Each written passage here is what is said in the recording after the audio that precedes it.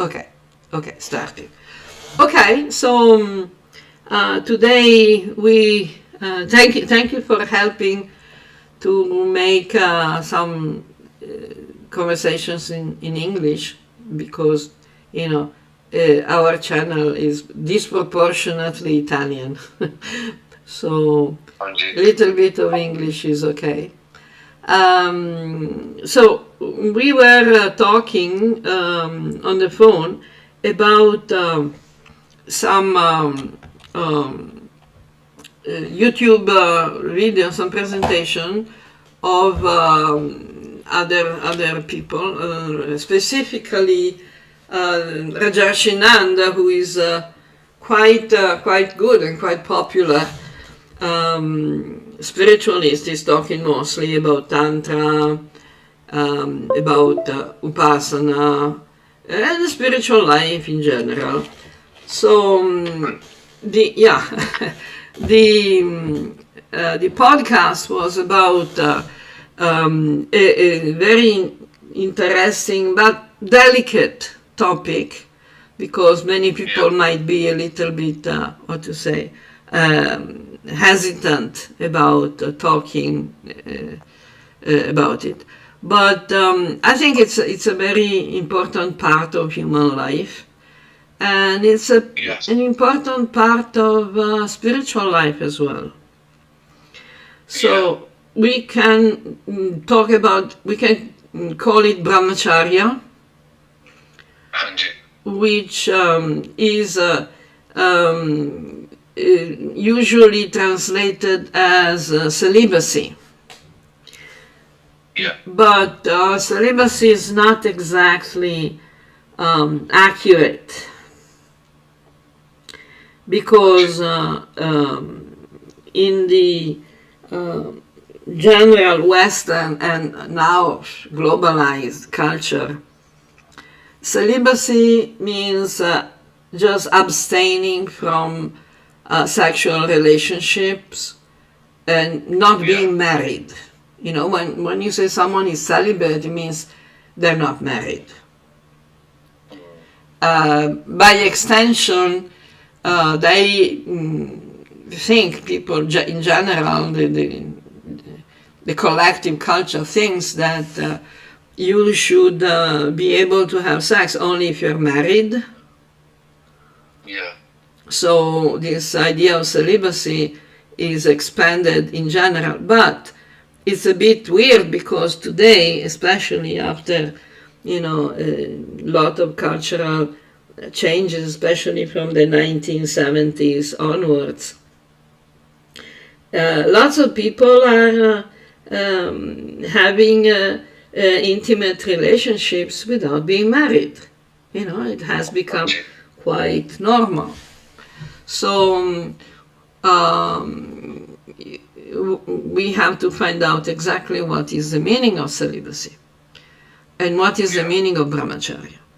Now, the meaning of celibacy has been influenced mostly by Abrahamic cultures, Abrahamic faiths, religions, Abrahamic and post-Abrahamic, while the Sanskrit word Brahmacharya is quite different.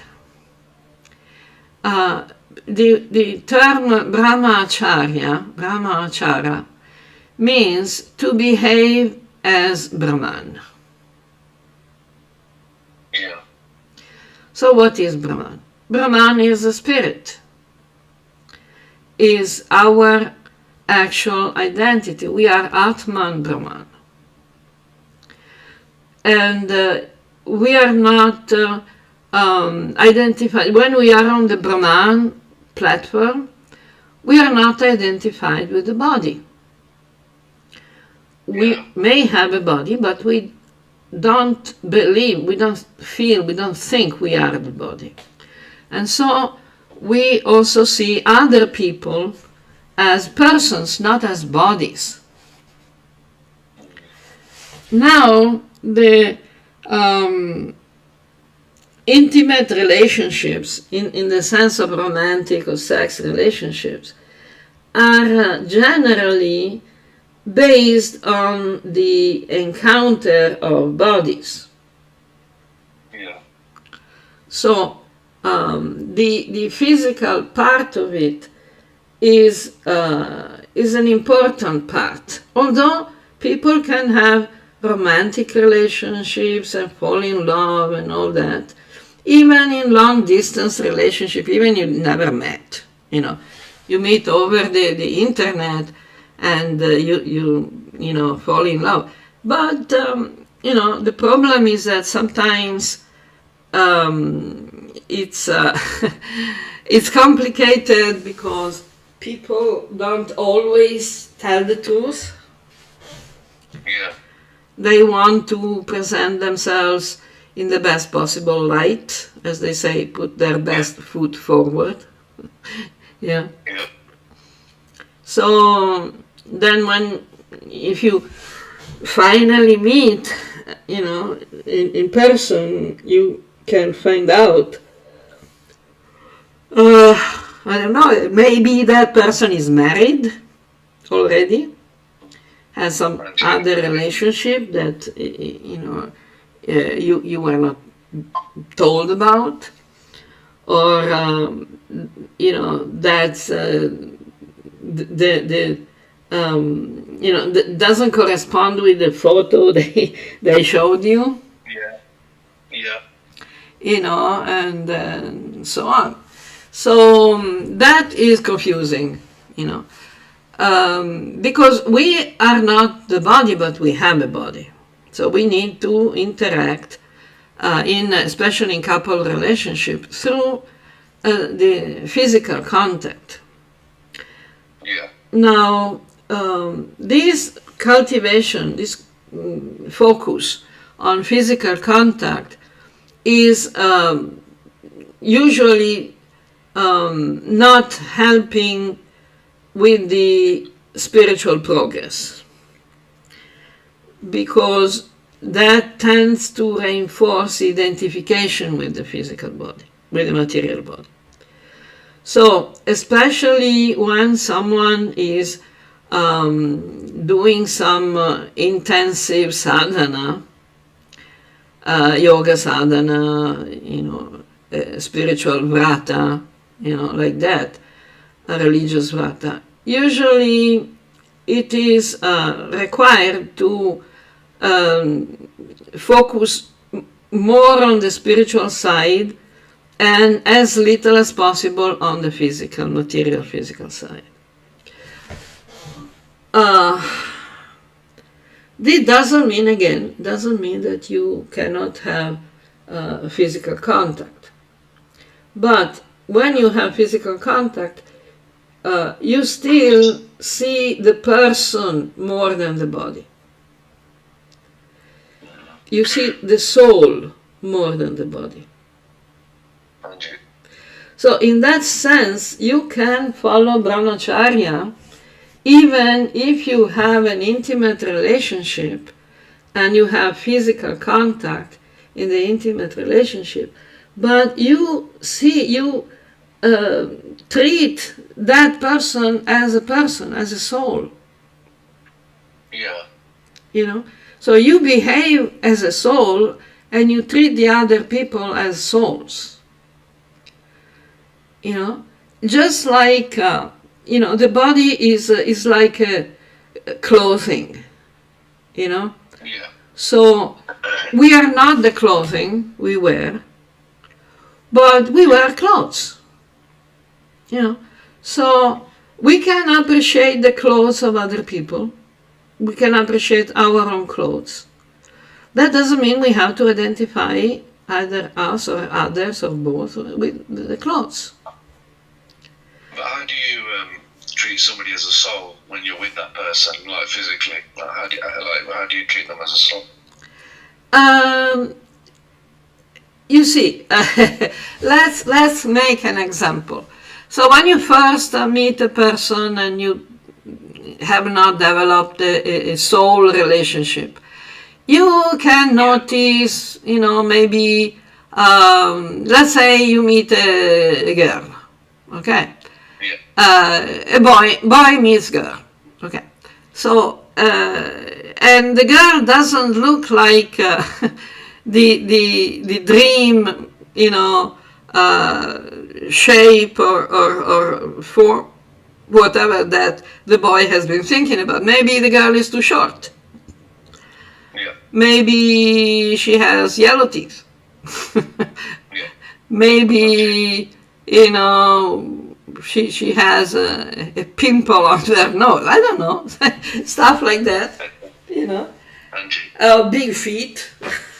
Because there are so many stereotypes of, physical identification.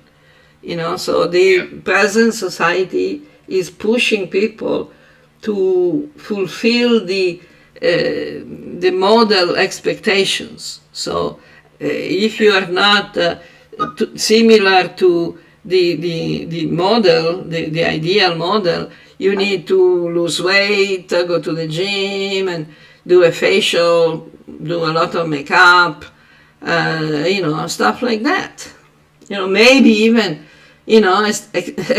cosmetic surgery, people are doing that, But that is not very intelligent. That's not very important. Because in any case, whatever you do to keep the clothing in fashionable and in good state, they're not going to last forever. Yeah. So at some point, the clothes are going to become older. Yeah. And, so when you get into a relationship, maybe the first impression is the identification with the body. You see the body because you don't know the mind and the soul of that person yet. Yeah. Then gradually you start to appreciate the soul. You start to see the soul. Yeah. And that's when the relationship can really become important, can really become useful, useful for both of you, because, you're growing together, you're finding happiness at a higher level. It's not just a physical level, because if you just want to have a physical intercourse, it's not that satisfactory. You can do it by yourself. You can do it on a porn site. Why you want to have a relationship with a person? People get dolls. These inflatable things. So if you just want to have some physical release, you don't need to have a relationship.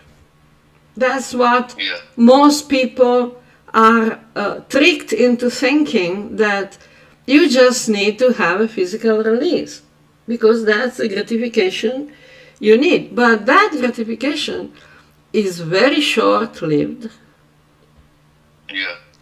And takes away a lot of energy. Yeah. Because as this Rajarshi was explaining, the retention of semen is supposed to give you more energy. When you lose this energy, then you'll have to work to build it back. And this is not the semen that they're talking about is not shukra, is ojas. There are two different Sanskrit terms. One is for the biological liquid itself, which is called shukra. And the other is the subtle substance of semen. That is called ojas. So what we are actually, retaining should be the ojas, not just the shukra. Because it's energy that is discharged. Like spiritual energy, you mean? Or No, energy in general, prana. energy? You know, we were discussing some time back. I don't remember exactly with you. Anyway, the human kit, body mind set, is not just body and mind. There is the external, the physical body, which is called Annamaya Kosha, because it's made with the stuff we eat. So basically it's chemical, biological substances. What we eat goes to form our tissues, like, the proteins and the fats, and, all these things are called Annamaya Kosha. Okay. Then we have a body of energy that is called Pranamaya Kosha. It's a body of prana. It's a body of energy. The chakras are the connection points between the physical body, the Annamaya Kosha, and the Pranamaya Kosha. And through the Pranamaya Kosha, they also are connected. They connect the Manomaya Kosha, the mental body, subtle body made of mind, substance. So there are three different levels. One is the physical, one is the energy, and one is the mind. So when we lose energy, it's not just the body that loses energy.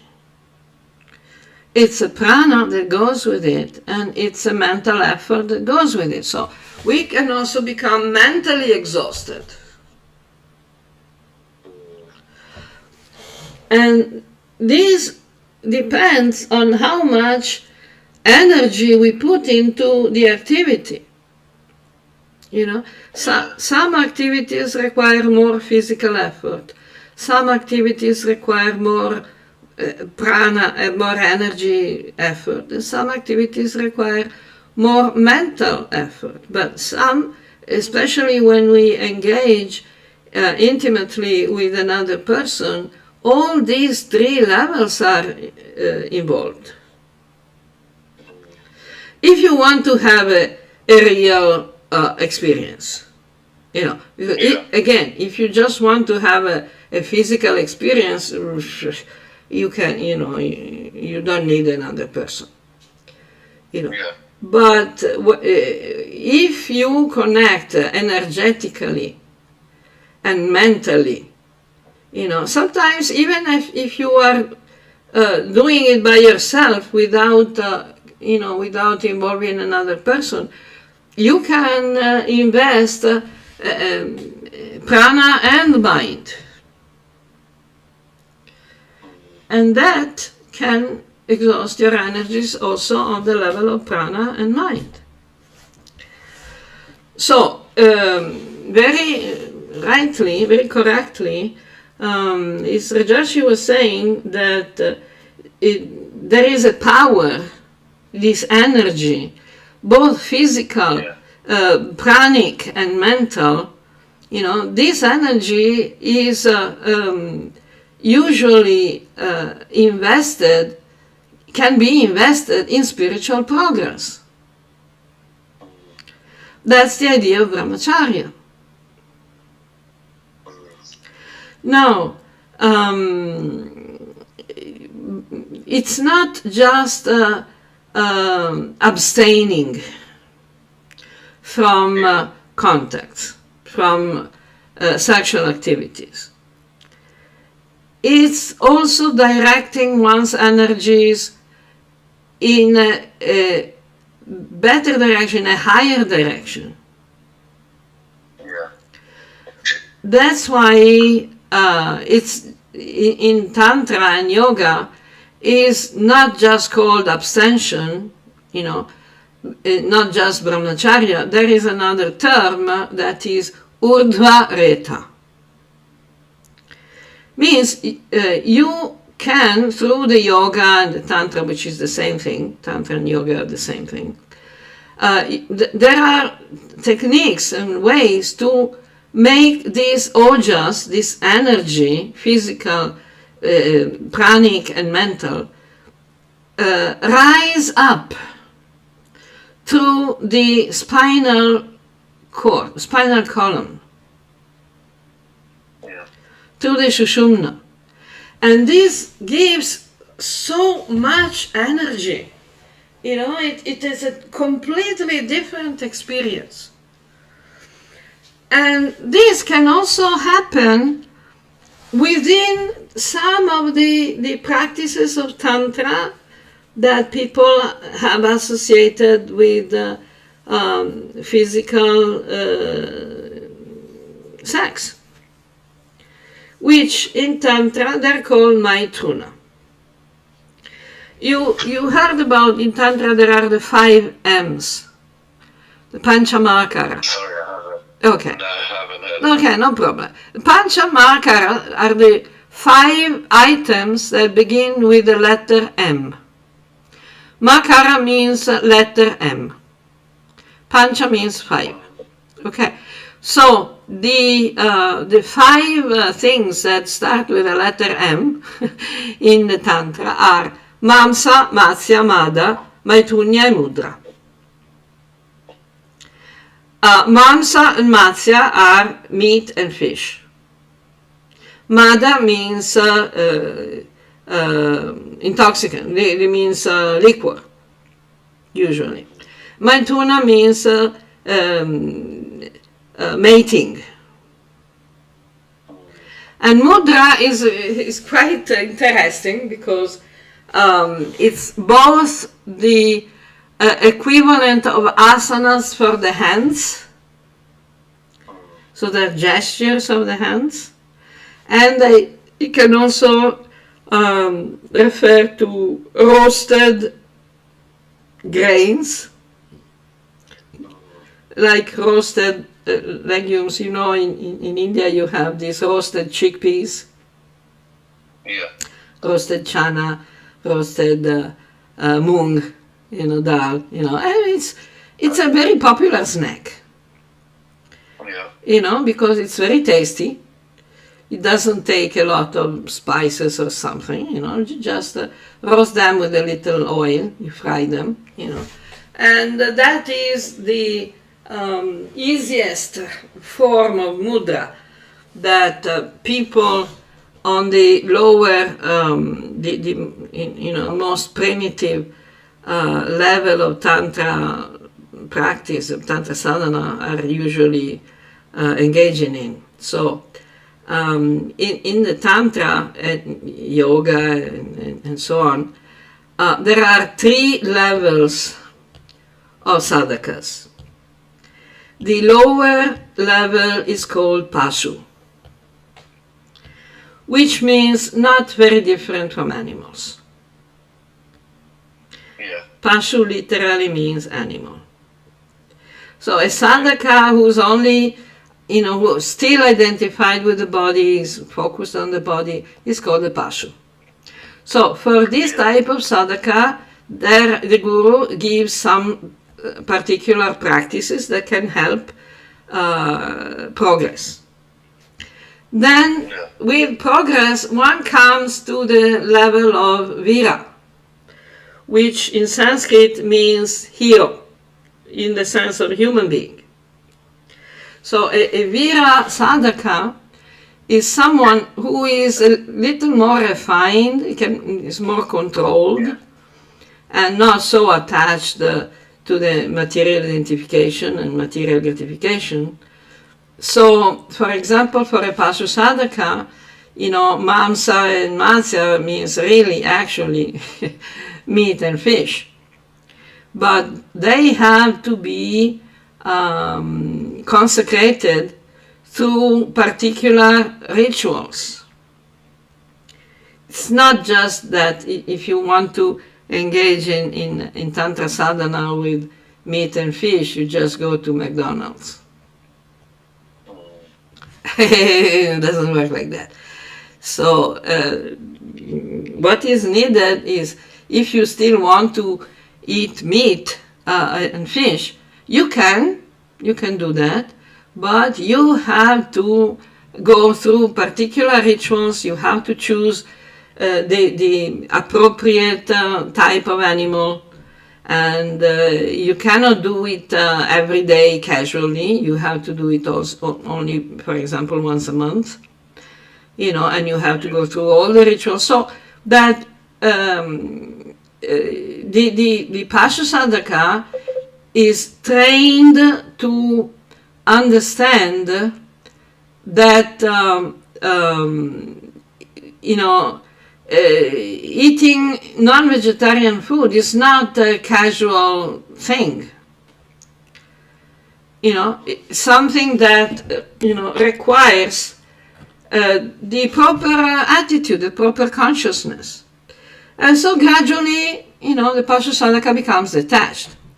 In the same way,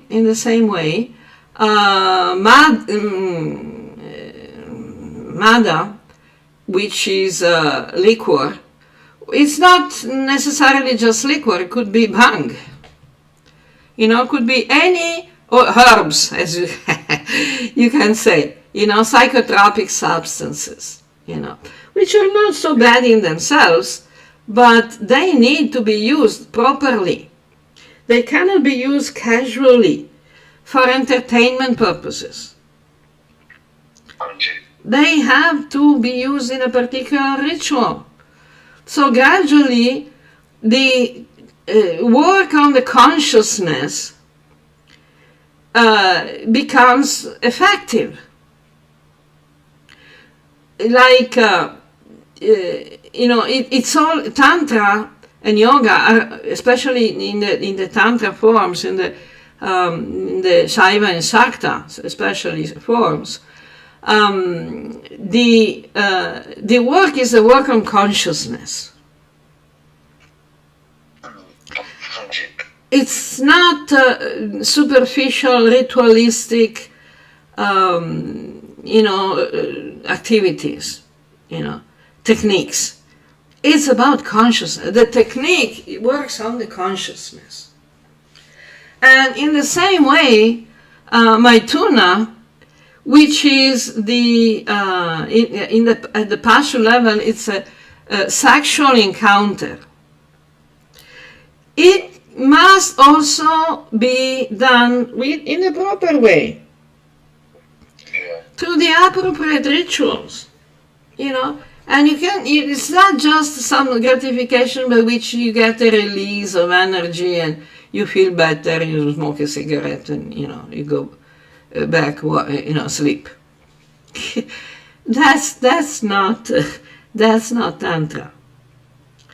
Even at the Pashu level, the intercourse must be focused on the spiritual level. So one has to work on the energy, on the consciousness.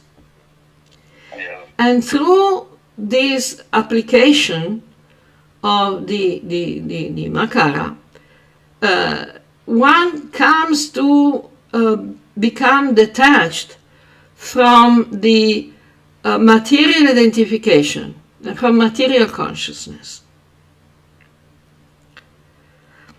Then when the sadhaka comes to the level of vira, these items are interpreted in a different way. So, for example, the mamsa, the meat, is not the flesh of any animal anymore. It's food made, high protein food. Like, for example, like we were talking about legumes, usually in the form of pita, which means pancakes. So these pancakes You know, I've been in Orissa. They're very famous for tantra. You know, Orissa is practically the cradle of tantra, the origin of tantra. In the tantric literature, the region is called Udiyana. The Udiyana tantra is the first and the most famous. So they have this pita, and usually they're made with urad dal. And they're very tasty, they're very nice, but they're high protein. Yeah. So they impact the consciousness in a different way compared to lighter foods. Yeah. So they also have an effect on the consciousness. Not like the meat, you know, but still it's very high protein. And similarly, the matsya, instead of fish, usually a particular preparation is made out of spinach, ginger, and spices. And it's also having a different impact on the body and the consciousness. Yeah.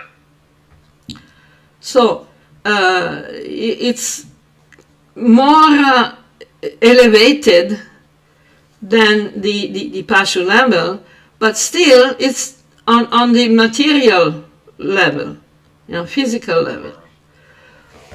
And in the same way, the mother is replaced with some, you know, non-alcoholic drink, but, you know, made with herbs. You know, that work and impact the consciousness. And the maituna is not the sexual act anymore, but it's song and dance, which is still focused on the body, because song and dance is about the body, but it's more refined. It's a subtler level. And mudra are specifically the gestures of the hands by which you offer these things to the deity, in the upasana, you know, in the ritual worship of the deity, of the vigraha. Then, when the sadhaka has evolved past this vira level, the sadhaka attains the daiva level, the divine level. Deva is a divine level, by which the mansa that one sacrifices is the very identification with the material body.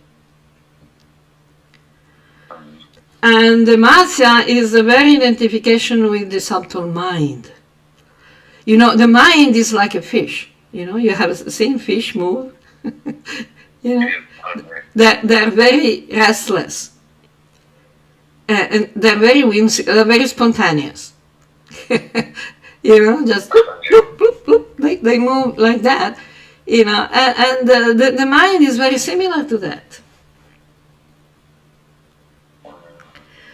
So this is the, you know, this is the situation. Then in the daiva level, the mada, the intoxication, inebriation, is about the ecstasy of love for God, of the ecstasy of the relationship with, personal relationship with God. And the maituna is the identification with the deity. You enter in a very intimate union with God. It's not just simply the desire, the ecstasy of being, you know, near God and looking for, searching for God. It's, you actually become God. not individually, but let's say that you forget your individual consciousness. And this in yoga is called samadhi. You're totally absorbed in the divine consciousness. On that deva level, the mudra is the mental activity, the dhyana, the meditation that you do when you are at this level. So you see, the Panchamakara is not that simple. In the same way, the physical contact, because to do the tantra, do the yoga, you need a human body. You need to have a human body, and through you use the human body to engage in these different steps to attain liberation. Now, the point is that in the Abrahamic ideologies, this is totally missing.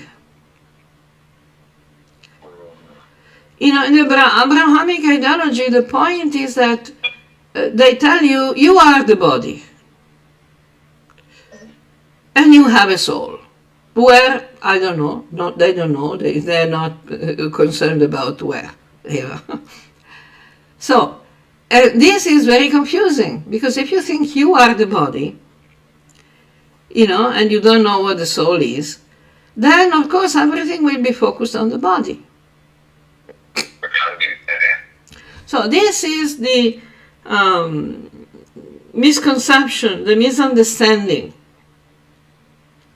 that people face when we talk about celibacy, Brahmacharya, and semen retention and all this stuff. So it's a difficult, different level.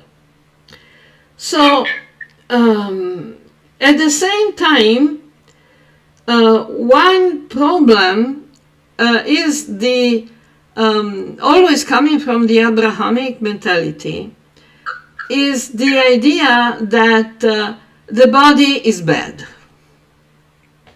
So it's a paradox, because they tell you, you are the body, but the body is bad. So you are bad. You are the sinner. You are mud, dust, And because the body is bad, you need to mortify the body. They don't tell you to detach yourself, detach from the body. They tell you to mortify the body, to torture the body, to deny the body the basic, natural pleasures and even needs. So they have this idea of fasting, this idea of, celibacy, forced celibacy, and all this stuff. And this is not healthy. Because, definitely it's not the Vedic culture. Because it is a fact that the Vedic culture clearly says that the human life has four basic purposes, important things. They're called purusharthas. Arthas means valuable thing, meaning, and purusha means, in this case means human being. So these four purusharthas are in the order dharma, artha, kama, and moksha. So dharma comes first. Because if we don't understand and practice and observe and follow dharma, we can only make a mess. of ourselves, of other people, or, everything we touch, it will become a mess. Then through Dharma, by knowing what Dharma is, which are the basic principles of natural ethics, such as honesty, compassion, cleanliness, and self-control, through Dharma, one can develop artha, which means acquisition of valuables. Artha means acquisition of valuables. That doesn't mean putting a lot of money in your bank account, or getting 4 cars or 20 cars and 14 houses and 2 castles. That's not artha. Artha means what is really valuable, which means a nice place to live, adequate food, good food, and proper clothing and a proper environment, good health, if you need medicines. All these things are artha. And if you get them through Dharma, you are going to enjoy them much better, because you're not making any bad karma there. Okay? When you have the basic necessities of life fulfilled, then, the next purpose of human life is kama, is sense gratification, happiness, pleasure. And it's not a bad thing. In fact, in Bhagavad Gita, Krishna says, Dharma viruddha bhuteshu kamosmi. He says, I am kama. Krishna says, I am the sense gratification that is not against Dharma. So not only sense gratification, including sex, is okay, but it can actually be experienced as divine, as God itself. But it has to be in accordance to Dharma. Because the process is changing the consciousness. So it can elevate the consciousness. It can elevate the consciousness, but if it's done in the wrong way, it will degrade the consciousness. It will create, trauma.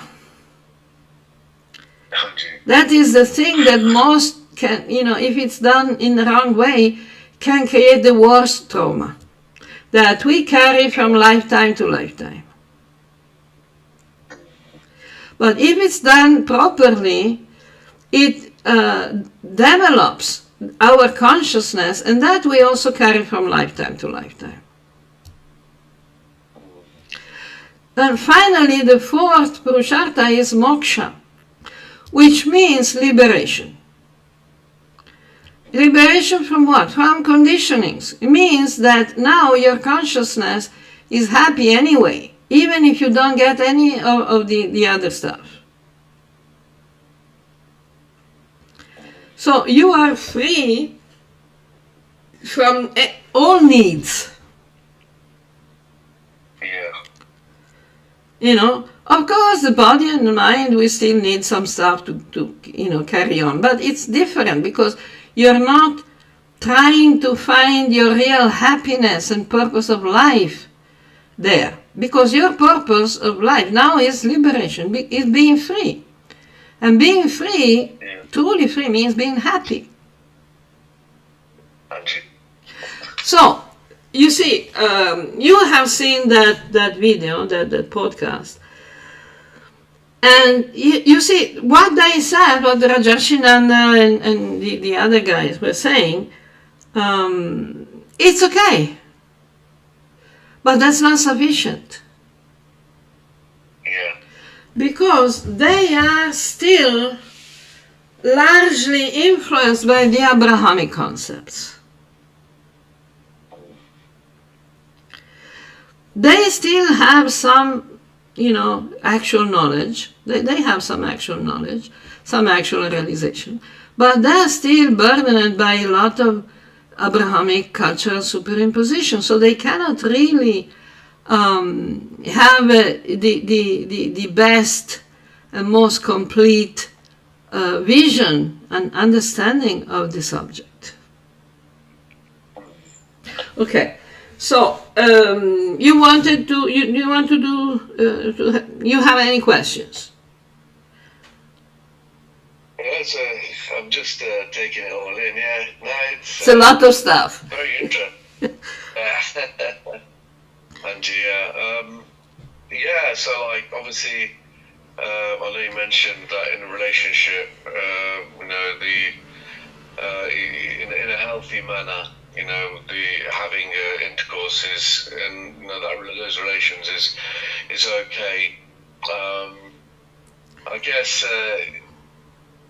I'm just thinking, like, in a general way, that is it best to sort of save, like, when you're doing your sadhana? Yeah, one thing. Yes. This is a very good question. Rajashi was also saying that it is good to abstain, as completely, practically speaking, when you are focusing on some intense practice, intense sadhana, such in the vrata, for example. Yeah. So for a limited period, and in a proper environment, Yeah. you can completely detach yourself. And the experience is that you don't even think about it anymore. You don't feel the need. You don't have the hormones. Go do something else. Yeah. And you're completely focused on your sadhana. But if it has to, if you are trying to do it artificially, it's not going to work. Yeah. Because Krishna says in Gita, what's the use? What's the benefit of repression? Yeah. If someone is still thinking about the sense objects but is restraining the senses but still thinking about the sense objects, then he's a liar. He's a deceiver, and he's going to fail, because it's not going to work like that. Sooner or later, these desires, these impulses, will pop up, maybe in a different form, like, for example, in the form of the need to control other people, the need to have power, acquire possessions. That's also a form of sense gratification. And it is called subtle sex. Name, fame, and power. And power means both material possession and position, and being able to control other people. Control people, control resources. This is a bad symptom. When you see someone who needs, to control others, that means there's some repression there. Which has not been directed properly. So this ojas, this energy, is not going upwards. It's being compressed. And it's the pressure cooker effect. At some point, the lid can blow. And that's a problem. And you see that a lot with the Abrahamic religious people, who condemn, the healthy, physical pleasures, and then they end up, assaulting children or stuff like that. Because it's not healthy. It's not healthy. So abstaining completely depends on your specific individual personal position. That's why I agree what Rajarshi was saying. We need a guru. Yeah. We need guidance. We need someone who can help us understand where we are, Yeah. and what we can do best. What kind of route we can take, step by step, the journey. We cannot just jump from one place to another. I guess it's going to be different for everybody, isn't it? Exactly. Yeah. Exactly. Yeah. So, depending on many things. What I'm doing usually when I'm trying to help people who want my help is to, first of all, find out if there are some problems, some issues at the material level. Either physical, if they're repressed, if they have problems, or at the level of the subconscious. Because when we have inner conflicts, when we have low self-esteem, when we have low self-confidence, we have fears, we have, different levels of needs. These are all things that are obstacles that, in the original Vedic culture and society, these things were not so prominent. They're human tendencies, but the society and the culture were made in such a way to support the healthy development of people, at the physical and at the mental level, even including the subconscious. So in the Vedic society, Vedic culture, there were not so many problems from the subconscious. But today, most people have, these kind of problems. Yeah. It's difficult to find someone who, doesn't have subconscious problems. Very difficult. Yeah. So that is also something that we need to take into consideration, that are not specifically in the Shastra, because at that time when the Shastras were written, there was not so much need for them. So, if something is not in the Shastra, doesn't mean that it doesn't matter.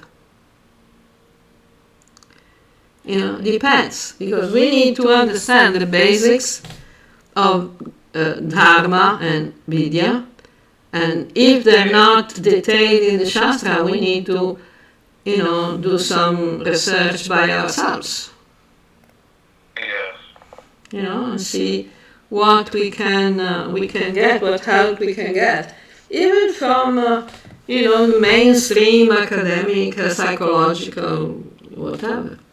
So we can see psychology, modern psychology has come to some good realizations, good points, like, for example, the inferiority complex, the principle of compensation that leads to a superiority complex, then persecution complex. There are so many obsessions and phobias, and, the subconscious is a huge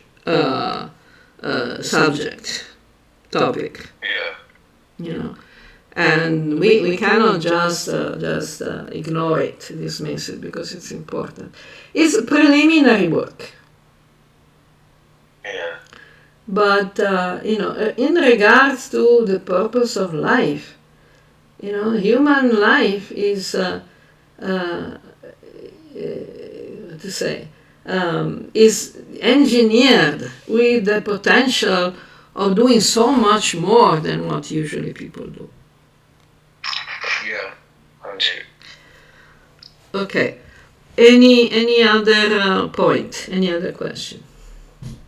No, I think Mataji, yeah, just like obviously what you were saying is about if we can not just like the retention, we have to.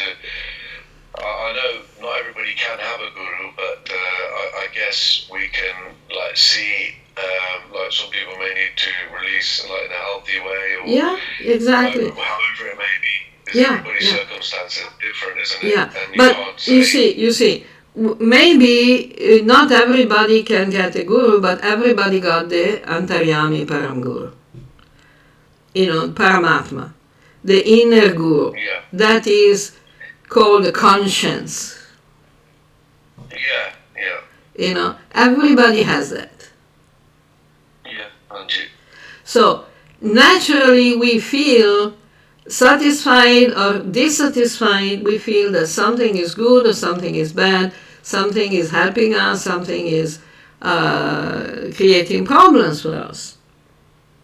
Yeah. Because the inner guru is always ready to help, to guide. Yeah, it's there's a problem or this Yeah. something is not right, or just give us that indication. Yeah. And also the guru principle, guru is not a person, is a principle. Yeah. Okay. So this guru principle you can also find in the psychology books. Yeah. Like you heard probably about this Dattatreya, who explained that he had 20 plus gurus. Angie. And one of these gurus that he explains is the bangles of women. Oh, okay. Yeah, it's like, what? That's a guru. No, yeah. Because he explains the the instance, in which he learned something from the bangles of a girl. Yeah. So that she was engaged in preparing some food and she didn't want to make noise. But the bangles on her wrists were banging together. I don't know if bangles coming from banging, I don't think so, but anyway. So they were, clashing between themselves, with each other. So she removed them, and Dattatreya says, then I understood the importance of being alone. The importance of solitude, because when you are with other people, the various minds will clash. Yeah. There will be noise, there will be disturbance, distraction. But if you are alone, you can focus much better. And that's what, that's why Dattatreya said that these bangles were by Guru. One of the many gurus, one of the many manifestations of Guru. Because Guru can also be a book. Yeah. Guru is a principle that speaks through so many forms. Okay. Yeah. Good. Thanks. I really want to thank you for helping me in this presentation, because when I have to talk by myself, it gets very boring. Yeah. I want to learn myself about these things as well, so I'm happy to participate. Excellent. Thank you. Okay. So I think we can stop here for now, and we can continue some other time. Jai Ma.